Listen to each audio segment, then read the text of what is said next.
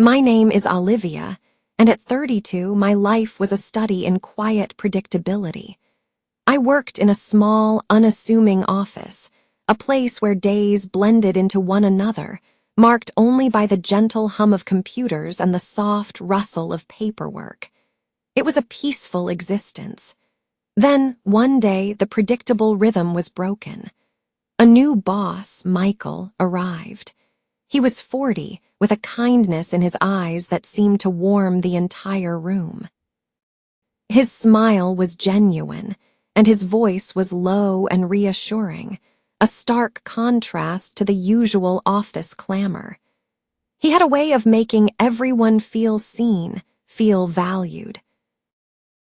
In the beginning, he was simply my boss. I offered polite greetings, a quick smile, and then returned to the sanctuary of my work. But as weeks turned into months, something shifted within me. I found myself looking forward to our brief conversations.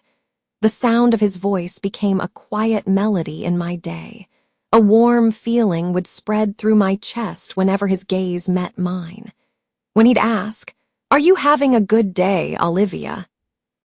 My simple "yes, thank you" felt like a lie, because my heart would be racing, a frantic drumbeat against my ribs. He had a wonderful sense of humor and an incredible memory for the small, insignificant things I'd mention. He would stand a little closer than necessary when we talked, and I started carrying the thought of him home with me at night. It was an unwelcome intrusion, a thought I tried to push away, but it persisted. Then one afternoon, as he handed me a document, the light caught it. A simple gold band on his left hand. He was married. The realization landed like a stone in my stomach, heavy and cold. A profound sadness washed over me. "You have to forget him," I told myself sternly, but it was like telling the tide not to come in. It was too late. I was already in love, a love I never sought, a love I never wanted. And now every day is a delicate dance. I see him, I smile, we talk about work. But beneath the calm surface, a quiet pain resides, the constant, aching knowledge that he can never be mine. Each morning, my routine of quiet suffering begins. Michael walks past my desk, his presence a magnetic pull. "Good morning, Olivia," he says, and his smile is like a small burst of sunshine. I smile back, saying, "Good morning, Michael," forcing a brightness I don't feel. I strive to appear normal, a competent and untroubled employee, but inside, my heart is anything but quiet. It's a chaotic symphony of longing. He doesn't know my secret. No one in this office does. In meetings, he'll be focused on a presentation on the screen, but my eyes will invariably drift to his face.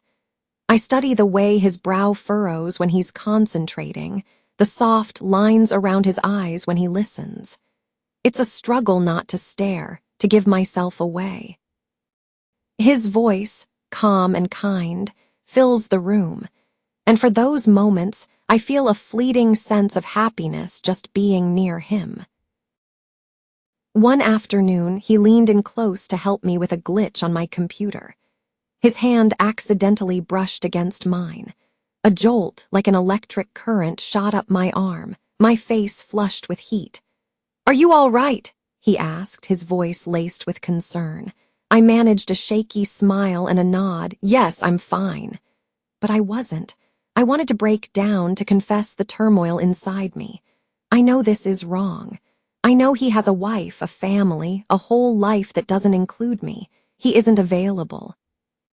But the heart is an illogical thing. Love isn't always a force for good. Sometimes love hurts. Sometimes it is a silent, secret burden just like mine. When I return to my empty apartment, the thoughts of him grow louder. I sit in the darkness, replaying our small interactions, and I ask myself the same question over and over. Why? Why him? I never find an answer. I only know the undeniable truth. I cannot command my heart to stop. One bright Saturday, I went to the park, desperate for fresh air and a distraction from my own mind. I found a bench and watched the world go by. Children's laughter filled the air as they played, dogs chased balls with joyful abandon, and the sun warmed my skin. I closed my eyes, trying to absorb the peace. That's when I heard it, a voice I could recognize anywhere. Michael. My eyes snapped open. He was there just a few yards away, but he wasn't alone. A beautiful woman stood beside him, her face lit up with a smile as she spoke to him. A little boy, a miniature version of Michael, ran towards them, and a little girl with bright pigtails toddled right behind. They were a portrait of happiness. Michael scooped the little girl into his arms and kissed the top of her head. That woman was his wife. Those were his children. I felt my body go rigid, my breath caught in my throat. I couldn't move. They were so perfect, so complete. He wasn't Michael, my boss, in that moment. He was a husband, a father. He didn't see me, and a wave of relief washed over me. I quickly turned my head, pretending to be fascinated by a nearby tree. I fought back the tears that burned behind my eyes. This is his reality, I thought. He belongs to them. I stayed on that bench long after they had gone, feeling hollow and insignificant. The question echoed in my mind again, why did I let myself fall for him? But it was met only with silence. The walk home was slow, each step feeling heavier than the last. That night I didn't eat. I couldn't sleep. I just lay in my bed whispering to myself, forget him, Olivia. Please, you have to forget him. But my heart stubbornly replied, I can't. Monday morning arrived with a sense of dread.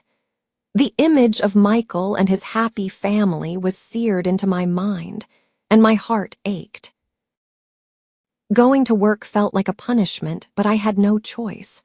I walked into the office, determined to be invisible, to keep to myself and avoid any interaction. But then Michael approached my desk. He studied my face for a moment. Olivia, are you okay today? You look a little down, he said, his voice soft with concern. I couldn't meet his eyes. I'm just tired, I mumbled, looking at my keyboard. He didn't leave. Instead, he pulled up a chair and sat beside me. You're a good person, Olivia, he began. You always work so hard and help everyone. You're quiet, but I can see you're very strong. You're special. My breath hitched, special. The word hung in the air between us. No one had ever called me that before. A small, involuntary smile touched my lips, even as my hands trembled beneath the desk. In that moment, I wanted to tell him everything. I wanted to confess the love that was consuming me, but the words wouldn't come. I couldn't do it. He gave me another one of his warm smiles before returning to his office. I sat frozen at my desk, staring blankly at the computer screen, unable to focus. My hands were ice cold, but my heart felt like it was overflowing. That evening, I stood in front of my bathroom mirror, looking at my own reflection. He thinks I'm special, I whispered. And then the tears finally came. I cried for the joy of hearing that word, and I cried for the sorrow of our impossible situation. I cried because he saw something in me, and I cried because I knew he would never truly belong to me. A few weeks later, we were the last two people in the office, working late to finish a project. The building was silent around us.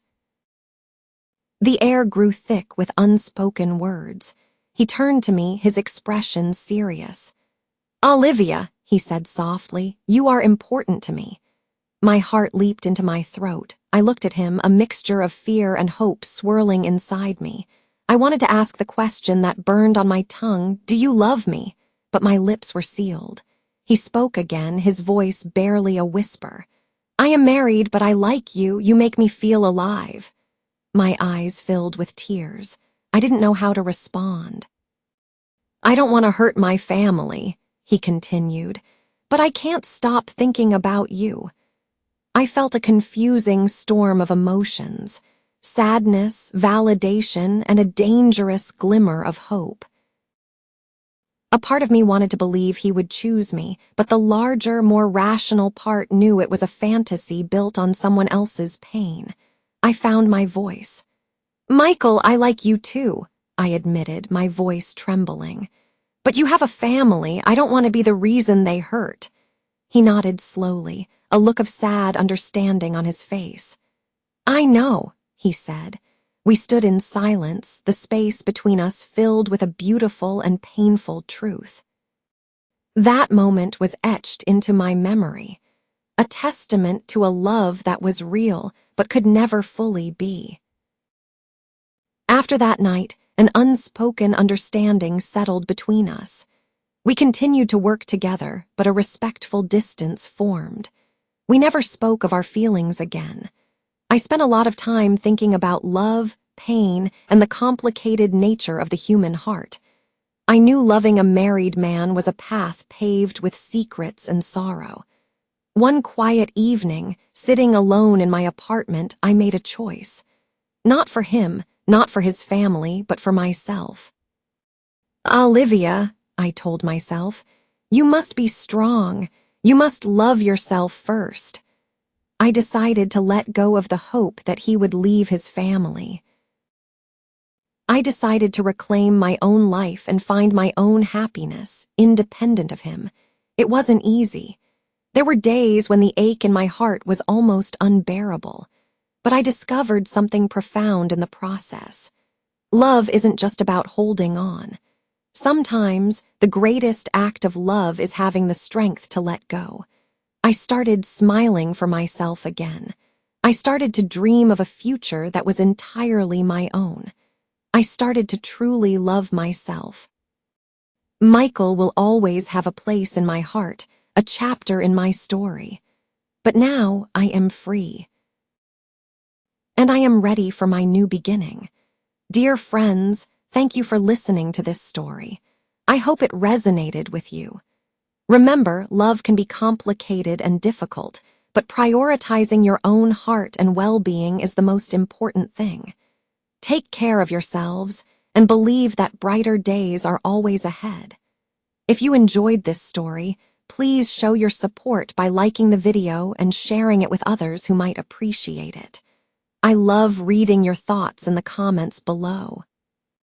Thank you for being part of this community. I look forward to sharing another story with you soon.